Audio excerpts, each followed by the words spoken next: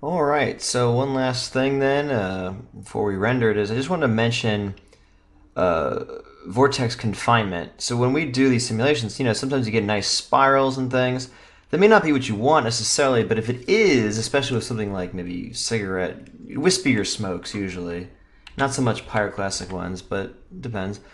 Anyway, vortex confinement. Vortex confinement is one of those things. It's actually, again, it's built in here on the pyrosolver itself, but it's basically just this microsolver. Um, it looks for vortices. It looks for swirling parts of your, I can't quite get it, swirling parts of your velocity field, and then when it finds them, it says, okay, add more velocity. Like really strengthen these things. Don't have them be lost to drag or from just the general entropy of your simulation. You'll lose things like that. So you can see here in the visualization, it tries to find them and it will reinforce them. I'm just mentioning it here in case you're looking to do a wispier sim. That's definitely a microsolver that you want to use. I'm not going to talk about it too much right now, except to say that it exists. I actually personally find that, for my purposes, adding more substeps to the simulation through the actual dot node itself here. This, of course, will make it take longer. If I put 3 substeps, it will literally take 3 times as long to run the simulation now. You can really feel that, but you will definitely feel it will feel like a much higher quality simulation. What substeps is allowing to happen is for more motion to happen between frames. So you can get more curved animation between frames because normally with only one substep, you can go from here to here, here to here, here to here, or here to here, here to here, here to here. But with substeps, it might go through several parts of a curve each time.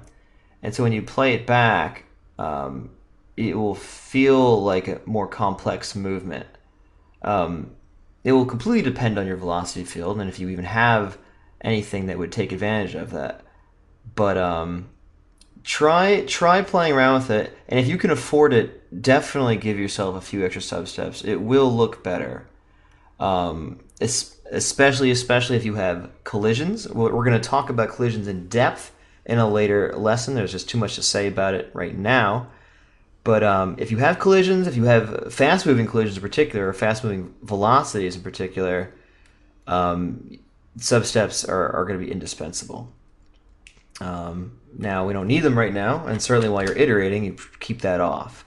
But maybe you build that into your takes system. You could have your HQ mode of your simulation, putting the substeps up. That's what you simulate overnight. Okay, so here we have it. So now, speaking of simulate overnight, let's finally send this one off.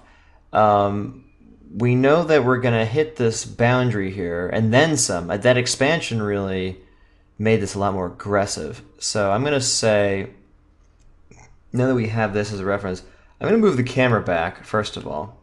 We click on the lock here, which means that when we move this, as we move our viewport, the camera is actually moving, as opposed to when it's not. So now we popped out of the camera.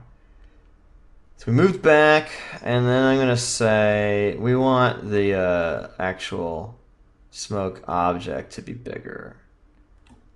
Something like that, that, and why not? So we're adding quite a bit of voxels to this right now, a substantial amount. Because while we're making it bigger, the division size is the same. So it's just dividing these larger and larger numbers by that same number. We're just getting more of those things. It's definitely going to slow it down. Now, this resize dynamic thing here, the beginning part will take the same amount of time because it hasn't actually reached this ultimate larger size. That said, as it reaches it, you can feel the whole thing slowing down now, which is going to happen. But now we can see everything, and we're not going to get any nasty artifacts of of it getting cut off, although we might still get it on this one because it looks like it's about to reach that size anyway. But in any case, so we really don't have that many voxels going on here. This is an incredibly low amount. For our overnight sim, for maximum simage in general, I try to shoot for 600 voxels along. Like if it's roughly a box-like shape, I try to shoot for like 600 voxels. Now, you can actually just put it here on max access. So 600. That's probably going to be a little bit more than my poor computer can handle, even running overnight. This is 143 million voxels, which is quite a bit. If I try having that, remember this is exponential, 17 million is still a good amount. But we'll get a pretty good look from that, I would say. So here it goes. And so I'm going to have this cache out. If you remember the first lesson, we had this output SOP here, and that is actually going to be where we write and read it from. And just so we can remember what that looks like. The output is getting, well, first it's starting from the DOP import field. We're getting the density. We should also get the vel, actually. If we have fast-moving velocities, we're going to need to do motion blur. We don't want to see it, though. But we do want it. We're going to need these. Let's see. I want to make sure that shows up in our little middle mouse click context menu. Oh, we're not actually importing it. I turned the import off and not the visualization off. Wonderful. Great. So there it is. So we have our velocity and we have our density. Again, the velocity will be used by Mantra when we render it later to actually perform the blur if appropriate to do. Great. So that's about it. Our geometry ROP is pointing to the cache sim area. Our file here is pointing to his output file. So this is going to read back in and render whatever we ended up caching. And so I'm just going to set it and forget it now. And then we'll come back later and see what we got.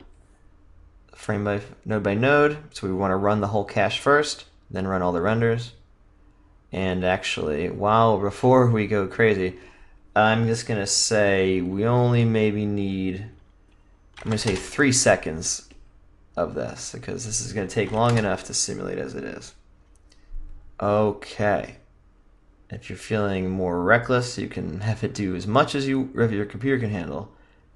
And there it goes. And remember, it's going to do the geometry cache first. As you can see, it's here. All our microsolvers there running. And there you go. So we'll come back to this later.